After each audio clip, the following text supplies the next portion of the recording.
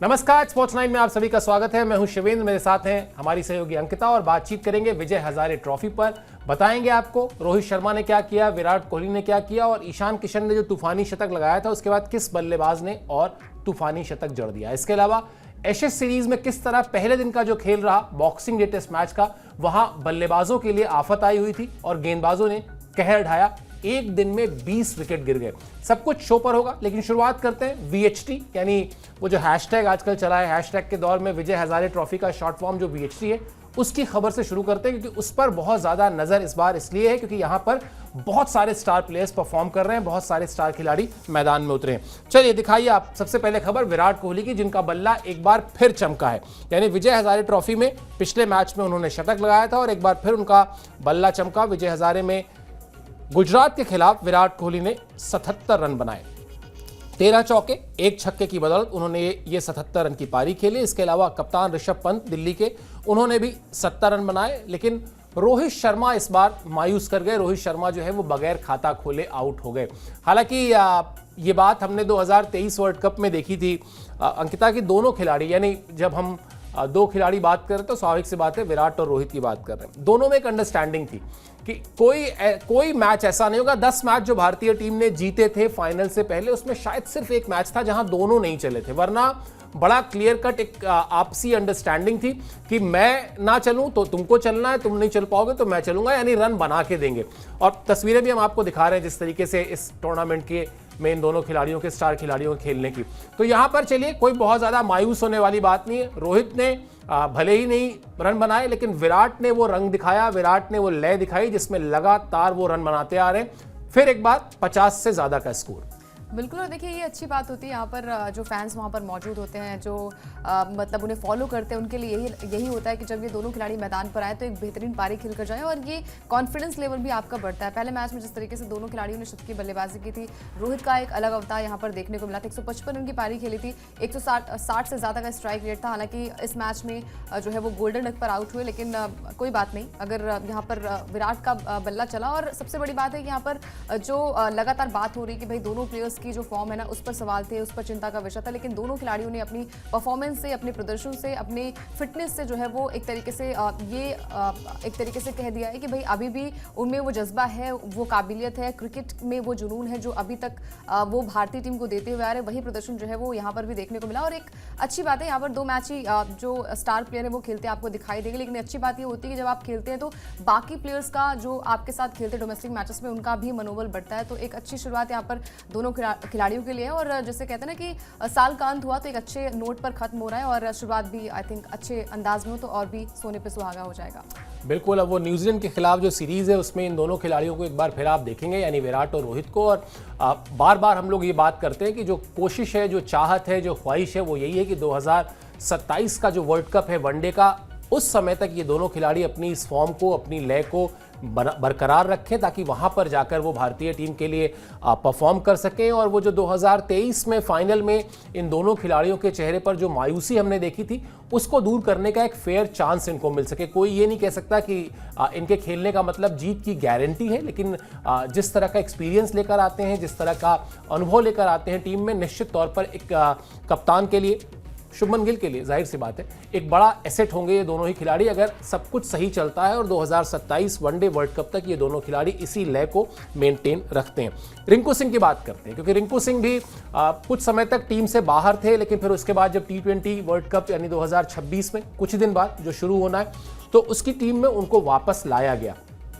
इसलिए लाया गया कि वो जो फिनिशर का रोल है वो इस वक्त बड़ा स्टैंप लगा के कहा जा सकता है कि रिंकू सिंह उसमें वन ऑफ द बेस्ट हैं। और ये बात उन्होंने over a period of time IPL में साबित की है, जहां पर 3 गेंद, 4 गेंद, 5 गेंद में वो मैच का रुख बदलते हैं। रिंकू सिंह ने भी यहां विजय हजारे ट्रॉफी में शतक जड़ दिया है, उसकी खबर आपको दिखाते हैं। चंडीगढ़ के खिलाफ उन्होंने धाकड़ शतक लगाया, 60 गेंद पर 107 रन उन्होंने बनाए, यानी सीधा सीधा अगर आप बात कर लें तो 150 से ज्यादा का उनका जो है वो स्ट्राइक रेट रहा। लिस्ट ए के क्रिकेट में ये रिंकू सिंह का दूसरा शतक है।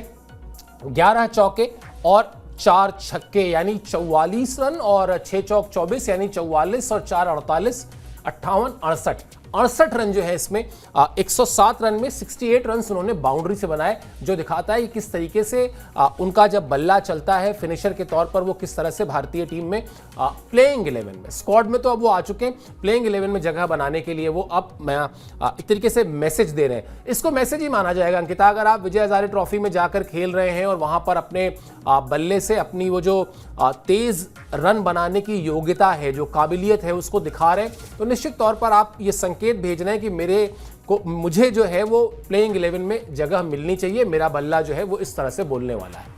बिल्कुल मिलनी चाहिए। और यहाँ पर अच्छी बात है कि नंबर 5 पर वो बल्लेबाजी करने आए, क्योंकि अभी तक हमने अपने शो में भी बात की और फिर सूर्या ने भी कहा था कि भाई नंबर 4 तक जो है वो जगह फिक्स्ड है, नंबर 3 पर तिलक खेलेंगे, नंबर 4 पर खुद वो खेलेंगे, और फिर जो नंबर 5, 6, 7 का स्लॉट रहता है वहाँ पर कहीं ना कहीं ये चीज़ें मैटर करती है, कौन सा खिलाड़ी जो है वो कहाँ पर कैसी बल्लेबाजी कर सकता है। तो ये नंबर 5 की जगह पे वो बल्लेबाजी करने आए थे। और ये अच्छी बात है कि वर्ल्ड कप से पहले जो है वो बल्ला गरजा है, और अभी एक और सीरीज़ भी है न्यूजीलैंड के साथ, वहाँ पर भी अगर मौका मिलता है तो वहाँ पर भी एक अच्छी खासी जो है वो फिनिशर के तौर पर उनकी जो अहमियत है वो हमें पता है। और जिस तरीके से मैच को वो लेकर आगे जाते हैं, मैच को जिताने का जो मादा उनमें है वो कहीं ना कहीं काबिलियत झलक कर आती है। तो एक अच्छा डोमेस्टिक मैच में अगर आप अच्छा करते हैं, क्योंकि अभी हाल फिलहाल में जो है वो स्मैट में भी उन्होंने अच्छा किया था, तो ये दर्शाता है कि हर एक फॉर्मेट में जो है उनका बल्ला चल रहा है। और इन फॉर्म बल्लेबाज के लिए जो है वो सबसे अच्छी बात ये है कि हर एक मैच में अगर आप अच्छा करते हैं तो आपको डेफिनेटली मौका मिलता है। और जो बड़े टूर्नामेंट्स में अगर आपको मौका मिला तो आप उम्मीद यही करते हैं कि हर एक मैच में आप अच्छी शुरुआत दी या फिर अच्छा फिनिश करें। और रिंकू सिंह सबसे बड़ा एग्जाम्पल है भारतीय टीम के लिए। बिल्कुल। और जो सब्सक्राइबर्स देख रहे हैं उनको बता देते हैं, VHT यानी विजय हजारे ट्रॉफी, और स्मैट जो इन्होंने कहा अभी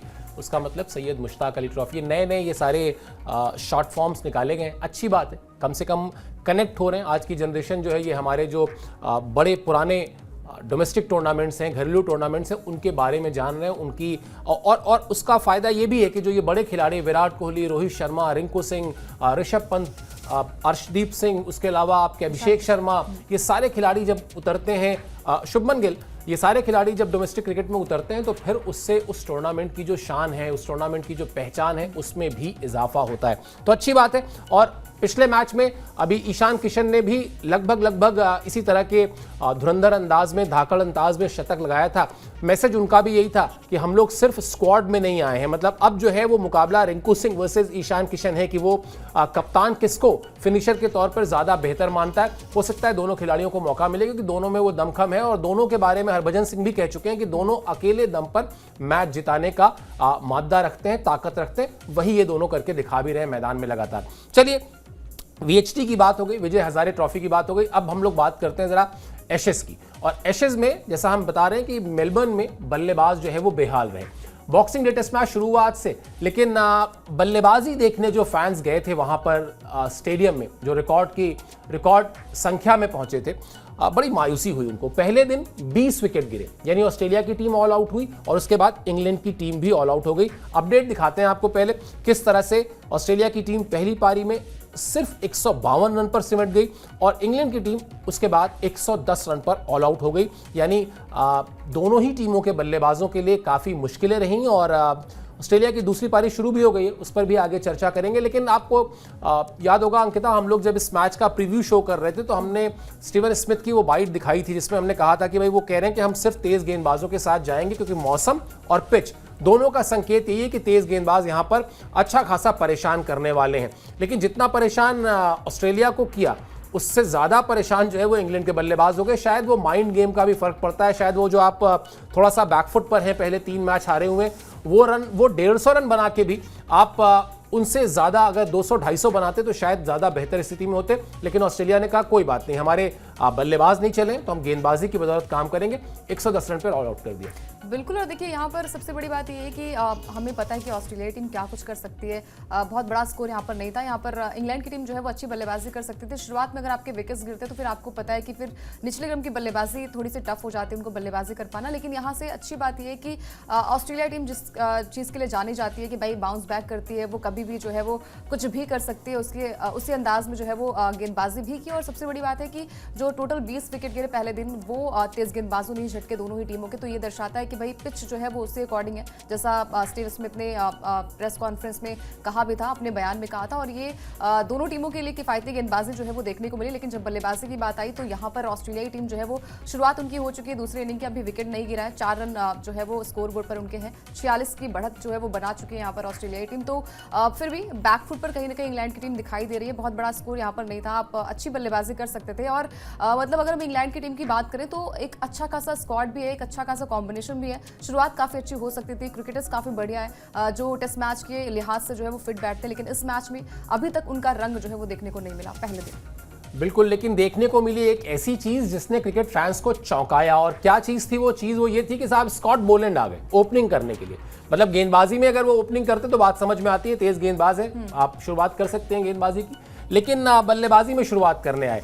ये खबर आपको दिखाते हैं क्योंकि थोड़ा चौंकी हमारी स्पोर्ट्स डेस्क पर जो साथी हैं उन्होंने बल्कि बुला के मुझे दिखाया कि देखिए स्कॉट बोलैंड ओपनिंग करने आ गए। इसकी वजह क्या थी? वजह ये थी कि सिर्फ 1 ओवर का खेल बाकी था और इसलिए शायद ऑस्ट्रेलियन टीम ने तय किया होगा कि क्यों एक बल्लेबाज को जो है वो रिस्क दिया जाए। 1 ओवर की 6 गेंद में कई बार होता है ऐसा कि आप एज लग जाता है और आप अनफॉर्चुनेटली आउट हो जाते हैं। तो स्कॉट बोलैंड एक तरीके से नाइट वॉचमैन की तरह पर आए और वहां पर उन्होंने जैसा अभी अंकिता बता भी रही थी कि पहले दिन का जब खेल खत्म हुआ तो ऑस्ट्रेलिया की टीम ने दूसरी पारी में बिना कोई विकेट खोए 4 रन बना लिए। स्कॉट बोलैंड सुरक्षित क्रीज पर हैं, ट्रेविस हेड उनके साथ है और ट्रेविस हेड जिस तरह की फॉर्म में है सीरीज में आप मान सकते हैं कि वो बढ़त अंकिता 46 रन की ऐसा कोई बहुत बड़ी बढ़त नहीं दिख रही है, लेकिन जिस पिच पर लगभग 250 रन के भीतर 20 विकेट गिर गए वहां 46 रन बहुत बेशकीमती हो जाते हैं, वहां 46 रन बहुत इंपॉर्टेंट हो जाते हैं। और फिर कीपिंग इन माइंड कि कल का जो पूरा दिन होगा यानी जो शनिवार का दिन होगा और जिस तरीके से ट्रेविस हेड फॉर्म में है, ऑस्ट्रेलिया इस 46 रन की बढ़त के साथ भी एक तरीके से कमांडिंग पोजीशन में है इस टेस्ट मैच में।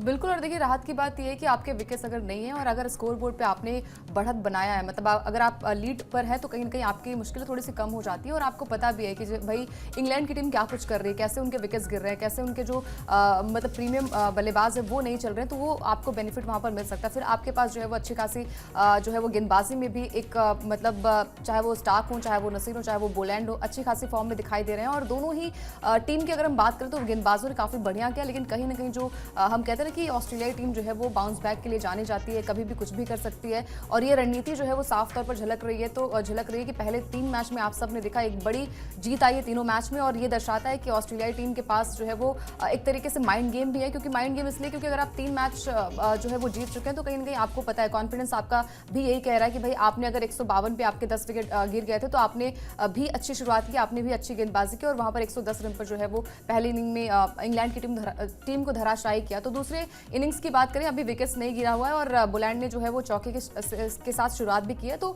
स्कोर बोर्ड पर अगर अच्छे खासे रन्स लग जाएंगे तो शायद इंग्लैंड की टीम के लिए मुश्किल हो जाएगा बाउंस बैक कर पाना। बिल्कुल, इंग्लैंड की टीम इस पूरे सीरीज में अभी तक खेले गए 3 के तीनों टेस्ट मैच में अगर मतलब पहले टेस्ट मैच की पहली इनिंग को छोड़ दें जहां पर थोड़ा सा संघर्ष किया था, वरना इंग्लैंड के बल्लेबाज जो है वो बहुत ज़्यादा बैकफुट पर हैं। किस तरह से उन्होंने इस टेस्ट मैच में निराश किया वो भी आपको दिखाते हैं, क्योंकि हम लगातार बता रहे हैं कि भाई इंग्लैंड से उस तरह की बल्लेबाजी नहीं हो पा रही है जो एक टेस्ट मैच में जीत हासिल करने के लिए, जीत तो छोड़ दीजिए, संघर्ष करने के लिए, सामने वाली टीम के गेंदबाजों को टक्कर देने के लिए, उनको टेस्ट क्रिकेट में कहते हैं कि आपको गेंदबाज का ना पसीना बहाना होता है, उसको अपने विकेट की कीमत बतानी होती है कि मेरा विकेट कोई ऐसा फ्री फोकट का विकेट नहीं है कि आपने 4 गेंद फेंकी और आप लेके चले गए, आइए जरा मेहनत कीजिए, ये टेस्ट क्रिकेट होता है। लेकिन इंग्लैंड की टीम ने इस सीरीज में अभी तक उस तरह का टेम्परामेंट दिखाया ही नहीं है। इस मैच में भी दिखाते हैं जहां गेंदबाजों ने 152 रन पर समेट दिया था ऑस्ट्रेलिया की टीम को, लेकिन उसके बाद क्या हुआ ये देखिए किस तरीके से इंग्लैंड के बल्लेबाजों ने घुटने टेके।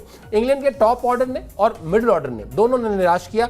सिर्फ 16 रन स्कोर बोर्ड पर जुड़े थे जब इंग्लैंड के 4 बल्लेबाज आउट हो चुके थे। और ये 4 बल्लेबाज कौन है ये आपकी स्क्रीन पर अभी आ रहा है। जैक क्रॉली आउट हो चुके थे 5 रन बनाकर, बेन डकेट आउट हो चुके थे 2 रन बनाकर, बेथिल ने बनाए 1 रन और जो रूट बगैर खाता खोले आउट हो गए। टेस्ट फॉर्मेट में इस वक्त दुनिया के टॉप जो बल्लेबाज हैं उसमें जो रूट की गिनती होती है, उनको फैब 4 का हिस्सा माना जाता है, बड़े कमाल के बल्लेबाज हैं। लेकिन अगर जो रूट खाता नहीं खोल पा रहे हैं, अगर बेन डकेट दहाई के आंकड़े तक नहीं पहुंच रहे हैं, जैक क्रॉली नहीं पहुंच रहे हैं, तो ये दिखाता है कि कहीं ना कहीं दिमागी तौर पर कहीं ना कहीं आप मेंटली भी इस हार से जो ऑलरेडी आपको मिल चुकी है उससे परेशान है। और उसके साथ साथ जो इंग्लैंड की टीम के साथ हालिया विवाद हुआ, जहां कहा गया कि साहब टीम जो है एक तरीके से शराब में डूबी हुई थी, मतलब जिस तरह की खबरें आई और उसकी जांच की बात हुई, कुल मिला जुला के राइट फ्रेम ऑफ माइंड जो कहते हैं ना कि आप किसी बड़े मैच में जा रहे हैं, उससे पहले आपकी तैयारी तो दुरुस्त होनी चाहिए, वो तैयारी ही नहीं थी। वरना गेंदबाजों ने अपना काम कर दिया था कि आप चाहते तो ऑस्ट्रेलिया को थोड़ा पुश कर सकते थे बैकफुट पर, लेकिन अब कुछ नहीं। जिस तरह की बल्लेबाजी हुई और जो रूट का बगैर खाता खोले आउट होना, मायूस करने वाला है कुल मिला जुलाकर बल्लेबाजी का परफॉर्मेंस। बिल्कुल। और देखिए फैब 4 में गिनती उनकी होती है जहां से उम्मीद होती है कि भाई अगर जो रूट मैदान पर है तो उनके बल्ले से जो है वो एक अच्छा खासा स्कोर निकल कर सामने आएगा। लेकिन सिर्फ वही नहीं, बाकी जो बैट्समैन थे, बाकी जो टॉप ऑर्डर था, वो भी कहीं ना कहीं इंग्लैंड का धराशायी हुआ। वो भी जो है वो प्रेशर को जो है वो कहीं ना कहीं झेल नहीं पाया। और ये दर्शाता है कि भाई अगर आप बाउंस बैक नहीं कर पा रहे हैं, आप एक छोटी एक लड़ाई लड़ सकते हैं, क्योंकि चलिए ठीक है सीरीज अगर आप हार भी जाते हैं तो क्लीन स्वीप, व्हाइट वॉश से आप बच जाएंगे। और ये अच्छे संकेत भी आपके लिए, क्योंकि कम से कम निराशा तो हाथ नहीं लगेगी। आपको ये लगेगा कि चलिए ठीक है आपने अच्छा किया था, वहां पर 2 मैचेस जो बाद के बचे थे वहां पर आप अच्छा कर सकते थे। शुरुआत काफी अच्छी मिल गई थी, क्योंकि जब आप टॉस जीतते हैं तो कुछ ना कुछ आपके फेवर में होता है, कई सारी चीजें आपके फेवर में होती है, विकेट्स आपके फेवर में होता है, कैसा रिएक्ट करेगी विकेट वो आपके फेवर में होता है। लेकिन वहां पर आप फायदा नहीं उठा पाए। गेंदबाजों ने अपना काम कर दिया था, 152 पे जो है वो ऑल आउट कर दिया था यहाँ पर ऑस्ट्रेलिया टीम को। लेकिन फिर बल्लेबाजों की जब बात आई, जो अभी तक के मैच में देखने को मिला, पिछले 3 मैच में वैसा ही प्रदर्शन बल्लेबाजों का रहा। और हम बार बार वही बात कर रहे हैं कि जितने भी बल्लेबाज हैं वो खराब बल्लेबाज नहीं है, लेकिन हाँ अगर आपकी टीम अच्छा नहीं कर रही है तो फिर आपके परफॉर्मेंस पर सवाल उठेंगे, आपके इंडिविजुअल प्रदर्शन पर सवाल उठेंगे, और सवाल जो है वो लगातार उठाया जा रहा है। बिल्कुल, अगर ड्रेसिंग रूम का माहौल ठीक नहीं है, कई बार इस पर चर्चा होती है कि जिसपे हम अक्सर कहते भी हैं कि आपकी जीत के लिए ज़रूरी है कि ड्रेसिंग रूम का जो एनवायरनमेंट है, वहाँ का जो माहौल है वो पॉजिटिव हो, वहाँ पर जो खिलाड़ी हैं वो एक दूसरे से कोऑर्डिनेट करके काम करें, एक दूसरे के बीच उनका तालमेल बेहतर हो, और साथ ही साथ हर खिलाड़ी का अपना रोल जो है पता हो, कंट्रीब्यूट करने के लिए भूख हो। ये जितनी अच्छी बातें हैं उसमें से कुछ भी फिलहाल इंग्लैंड की टीम के साथ नहीं हो रहा है। और इसीलिए ना बल्लेबाज चल रहे हैं। बेन स्टोक्स जो खुद अपने आप में करिश्माई खिलाड़ी हैं, शानदार ऑलराउंडर है, पिछले मैच में उन्होंने अच्छी बल्लेबाजी की थी, लेकिन इस मैच में वो 16 रन बनाकर आउट हो गए। तो वो कुछ भी अच्छा नहीं हो रहा है, सब कुछ उनके अगेंस्ट जा रहा है। और इसीलिए अब जो सबसे बड़ा खतरा है इंग्लैंड की टीम पर वो वही है कि कहीं व्हाइट वॉश ना हो, जिसकी संभावना बहुत मजबूत होती जा रही है। क्योंकि जैसा मैंने पहले कहा कि वो 46 रन वैसे तो कुछ भी नहीं होते 46 रन, लेकिन जब ऐसी मुश्किल विकेट हो और जिस तरह की माइंडसेट से इंग्लैंड की टीम गुजर रही है, वहां पर वो 46 रन की बढ़त भी बहुत बड़ी हो जाती है। अब तक सीरीज का क्या लेखा जोखा रहा है जिसकी वजह से इंग्लैंड की टीम इतने तनाव में है या इतने दबाव में है, पहले 3 मैचों के नतीजे आपको बताते हैं, फिर आपको समझ में आएगा कि आखिर इंग्लैंड की टीम इतनी डरी हुई या इतनी घबराई क्यों है। या जो बात अभी अंकिता कह रही थी कि ये बल्लेबाज खराब नहीं है, लेकिन शायद वो माइंडसेट ही नहीं है कि अपने आप को आप वहां पर जाकर साबित कर सकें। आपकी स्क्रीन पर ये पहले जो 3 मैच खेले गए हैं एशेज सीरीज का कि उनका लेखा जोखा है। पहला टेस्ट मैच पर्थ में खेला गया था जहां ऑस्ट्रेलिया 8 विकेट से जीता। दूसरा टेस्ट मैच ब्रिस्बेन में खेला गया, ये डे नाइट टेस्ट मैच था, वहां पर भी ऑस्ट्रेलिया की टीम ने 8 विकेट से जीत हासिल की। और फिर तीसरा टेस्ट मैच एडिलेड में था जहां ऑस्ट्रेलिया 82 रन से जीता और यहां पर 46 रन की बढ़त बनाकर उसने एक बार फिर यह साबित कर दिया है कि वो अपर हैंड उसका अब इस टेस्ट मैच में है। टेस्ट मैच का दूसरा दिन अंकिता शनिवार का दिन, वैसे हम लोग कहते हैं कि जो ट्रेडिशनल टेस्ट क्रिकेट होता है उसमें डे 3 जो होता है वो सबसे क्रूशियल होता है। डे 3 जो है वो आपको टेस्ट मैच की दशा और दिशा दोनों की तरफ इशारा करता है, लेकिन मेरे हिसाब से मेलबर्न में डे 2 सेशन 1, अगर ऑस्ट्रेलिया की टीम यहां पर सेशन 1 में बल्लेबाजी में अपने विकेट बचाकर खेल ले गई तो फिर आप मान के चलिए कि इंग्लैंड इस टेस्ट मैच में भी एकदम बाहर हो जाएगा, क्योंकि चौथी पारी में बल्लेबाजी करने का दबाव भी उसी के ऊपर है। लेकिन अगर इंग्लैंड के गेंदबाजों ने अपने आप से जाकर ये बात की या टीम मीटिंग में ये डिसाइड हुआ कि अगर हम पहली इनिंग में उनको 150 पर आउट कर सकते हैं, 152 पे आउट कर सकते हैं, तो हम इस इनिंग में भी उनको आउट कर सकते हैं। और फिर अगर 200 सवा 200 के आसपास का लक्ष्य इंग्लैंड के सामने रहा तब तो आप कुछ उम्मीद सोचिए, वरना उम्मीद करना छोड़ दीजिए। और यहाँ जो हमने 3 टेस्ट मैच का ब्यौरा दिया है, वहाँ अगली बार हम चौथा टेस्ट मैच भी जोड़ देंगे। पहला सेशन शनिवार का दिन बहुत क्रूशियल रहने वाला है। बिल्कुल, और देखिए जब आप दिन की शुरुआत करते हैं तो थोड़ी सी टफ कंडीशंस भी होती है, वहाँ पर विकेट्स भी गिर सकते हैं, लेकिन जब आपको पता है कि भाई अभी भी विकेट्स उनके नहीं गिरे हैं, और ये माइंडसेट जो है वो हर किसी का होता है। जिस तरीके से हमने देखा है कि उनकी बल्लेबाजी डेप्थ काफ़ी बढ़िया है। ऑस्ट्रेलिया टीम की बात करें तो कोई एक खिलाड़ी जो है वो टिककर अच्छी बल्लेबाजी कर सकता है, और पिछला मुकाबला जो हुआ था एडिलेड में आप सब ने देखा था, वहाँ पर ट्रेविस हेड ने शतक की बल्लेबाजी की थी, और वहाँ पर जो है वो टफ थोड़ी सी सिचुएशन हो गई थी। सब विकेट्स गिर रहे थे, धीरे धीरे बाकी बैट्समैन आउट हो रहे थे, लेकिन वहां से टिककर बल्लेबाजी की और उस मुकाबले को जो है वो ऑस्ट्रेलियाई टीम ने जीता। लेकिन यहाँ पर सोच थोड़ी सी अलग हो सकती है, थोड़ी टिककर वो बल्लेबाजी कर सकते हैं, क्योंकि शुरुआत में जो है वो विकेट्स जो है वो कहीं ना कहीं तेज गेंदबाजों के फेवर में हो सकती है, और सेशन दर सेशन जो है वो विकेट्स थोड़ी सी अलग तरीके से रिएक्ट भी करती है। तो यहाँ से एक रणनीति बन सकती है, क्योंकि जब आप इस तरीके से शुरुआत करते हैं, और शुरुआत काफ़ी अच्छी इंग्लैंड की टीम की थी, लेकिन धीरे धीरे धीरे जब वक्त गुजरता है, दिन खत्म होता है, तो कहीं ना कहीं आपकी चीज़ें भी आपके फेवर में नहीं होती है। लेकिन हाँ, कल का दिन क्या कुछ नया होगा इंग्लैंड के लिए, देखने वाली बात होगी। और जैसे हम लगातार बात करेंगे सेशन में क्या, पहले सेशन में क्या कुछ करती है इंग्लैंड की टीम, या फिर क्या कुछ ऑस्ट्रेलियाई टीम करती है, वो कहीं ना कहीं मैच की दिशा और दशा तय करने वाली है। बिल्कुल, और टेस्ट क्रिकेट को लेकर मेरी जो है वो बड़ी पसंदीदा लाइन भी है, जो टेस्ट क्रिकेट का एक तरीके से सार भी है, कि यहाँ पर सब कुछ सेशन दर सेशन चलता है। 15 सेशन का खेल होता है, जितने ज़्यादा सेशन आप जीत सकते हैं उतना आपके जीत के चांसेस, जीत के मौके जो है वो बनते हैं। यहाँ पर इंग्लैंड की टीम अगर अभी इस मैच में, इस सीरीज़ में वाकई अपनी साख की लड़ाई में कुछ साबित करना चाहती है, तो उसको करना कुछ नहीं, करना सिर्फ इतना है कि शनिवार के दिन जितने ज़्यादा सेशन अपने नाम कर पाए, वरना फिर जैसा मैंने थोड़ी देर पहले कहा था कि 3 मैच का ब्यौरा हमने दिया ही है, चौथे मैच का ब्यौरा भी हम उसमें जोड़ लेंगे। चलिए, रहेगी हमारी इस मुकाबले पर नज़र रहेगी। उसके अलावा क्रिकेट से इतर भी जो खेल की खबरें हैं वो हम आप तक पहुंचाएंगे, आपको अपडेट करेंगे। आपको सिर्फ स्पोर्ट्स 9 को सब्सक्राइब करना है, बाकी जिम्मेदारी हमारी है। अभी आप इस शो से जुड़े, आपने समय निकाला, मेरी तरफ से, अंकिता की तरफ से बहुत बहुत शुक्रिया और आभार।